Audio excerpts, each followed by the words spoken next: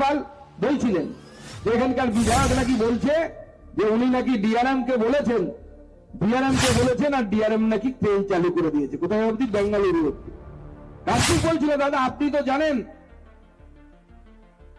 কতবার কার্তিক পাল আপনাদের সাংসদ হিসেবে রেলমন্ত্রীর কাছে গেছে, শুধু তাই নয় রেলমন্ত্রীর সাথে যাওয়ার সাথে সাথে আমাকেও নিয়ে গেছে।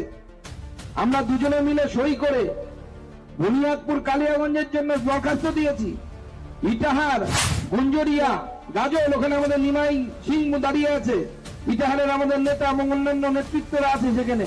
ইটাহার থেকে যারা এসেছেন তাদেরকে বলে দিই, ইটাহারের মানুষকে বলে আমরা দুজনে গিয়ে রায়গঞ্জ থেকে গাজল পর্যন্ত তার লিস্ট, তার দরখাস্ত আমরা রেলমন্ত্রীকে নিয়ে দিয়ে এসেছি। শুধু তাই নয়, যখন আমাদের এখানে বেঙ্গালুরু যাওয়ার ট্রেন সপ্তাহে একদিন করে চালু হবে ঠিক হলো, তখন কার্তিক হঠাৎ করে আমার সাথে যোগাযোগ করে বলল যে দাদা ট্রেনটা না কি অমৃত ভালো হচ্ছে, যাতে এসি থাকে না, শুধু ইয়ে থাকে, স্লিপার থাকে আর কি। বলো এখান থেকে তো বেঙ্গালুরুতে যায় হচ্ছে পেশেন্টরা যায়, পেশেন্ট তো বিনা এসিতে যেতে পারবে না, এসিও থাকুক নন এসিও থাকুক, যাদের যেরকম সামর্থ্য সেই অনুসারে যাবে।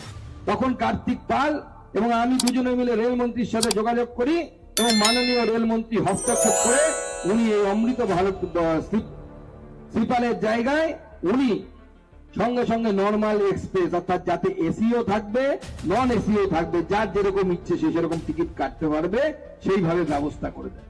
এটা নরেন্দ্র মোদী ডেভেলপমেন্টাল মডেল, মানুষের প্রয়োজন অনুসারে তার ব্যবস্থা।